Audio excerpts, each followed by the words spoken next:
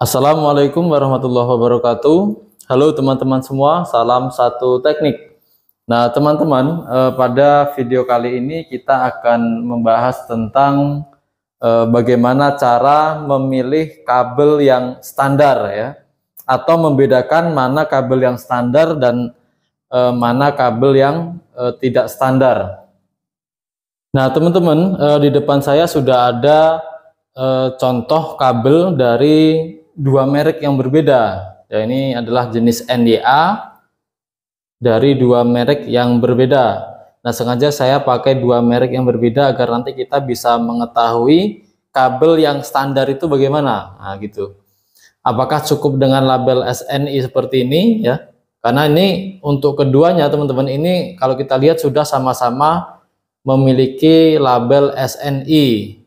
Kemudian untuk ukurannya ini sama-sama 1,5 mm persegi. Nah teman-teman, jadi untuk kabel itu yang kita pakai adalah luas penampangnya. Semakin besar luas penampang, maka KHA kabel atau kemampuan hantar arusnya akan semakin besar pula. Nah nanti akan kita hitung dulu ya, akan kita hitung. Kemudian kita bandingkan dengan pengukuran apakah kabel ini sudah standar atau belum.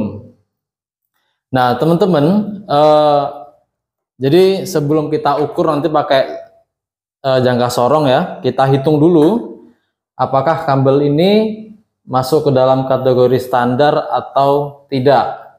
Nah tadi untuk luas penampangnya itu adalah 1,5 mm persegi. 1,5 mm persegi adalah luas penampang. Jadi di sini A atau luas penampang adalah 1,5 mm persegi. Nah, untuk rumus luas penampang sendiri adalah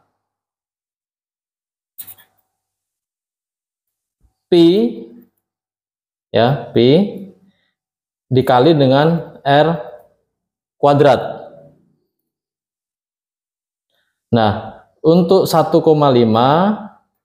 sama dengan 3,14 dikali R kuadrat.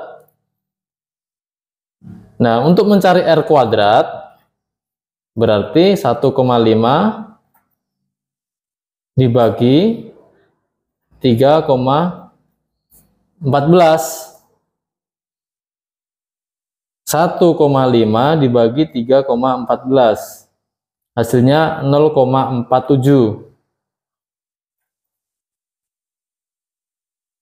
Nah, untuk mencari R berarti akar dari 0,47.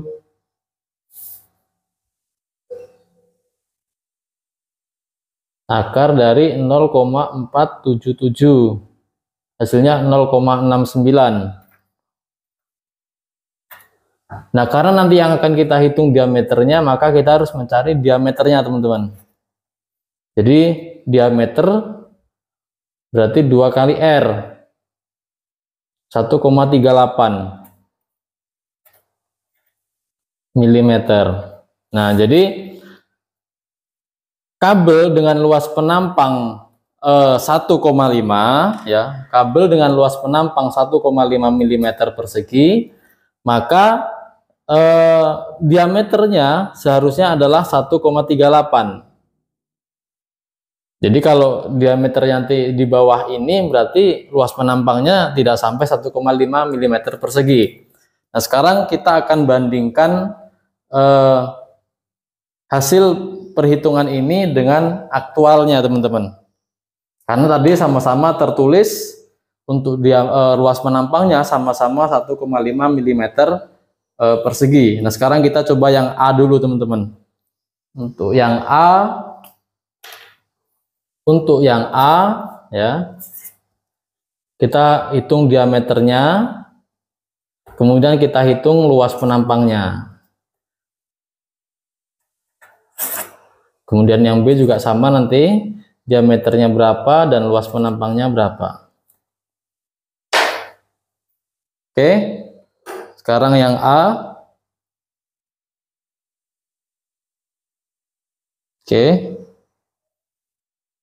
Nah, jadi untuk yang A, untuk angka nolnya itu berada di antara 0,1. Kita pakai skala yang bawah teman-teman ya.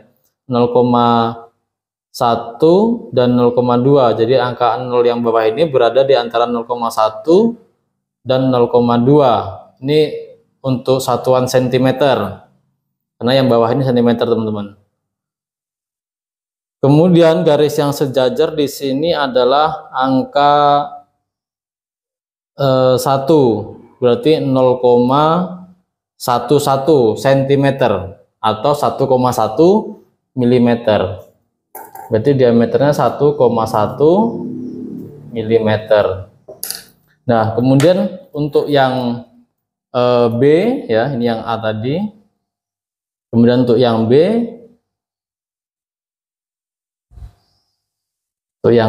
untuk yang B di situ angka nolnya berada di antara 0,1 sampai 0,2. Kemudian garis yang sejajar adalah di angka 5, teman-teman.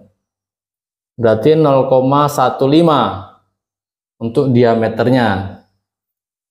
0,15 cm atau 1,5 mm. Nah, sekarang kita hitung luas penampang dari kabel tersebut ya. Untuk yang A,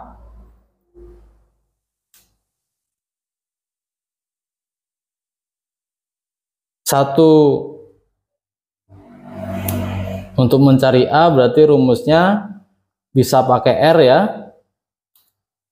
3,14 kali 0,55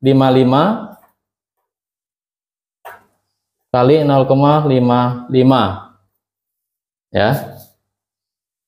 Nah, kemudian hasilnya 3,14 kali 0,55 kali 0,55, hasilnya 0,94 mm persegi. Nah, sedangkan yang ini 3,14 kali 0,75 kali 0,75, hasilnya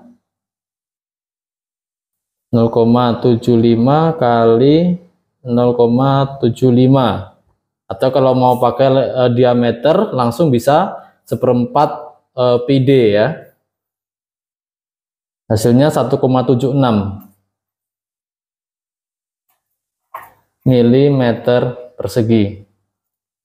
Nah, teman-teman, ini yang B ya, kemudian ini yang A.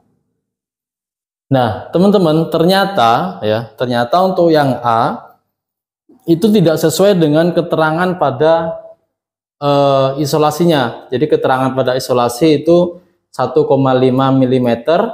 Nah, sedangkan realitanya atau aktualnya itu hanya 0,94 mm persegi, teman-teman. Jadi selisihnya itu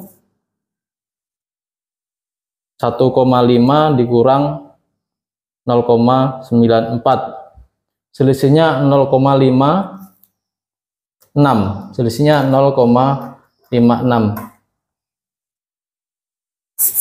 Kemudian yang B, ya yang B ini ternyata malah lebih besar, teman-teman. Di keterangannya 1,5 ya. Di keterangannya 1,5. Ternyata ukurannya malah lebih besar, 1,76. Jadi lebih besar 0,26.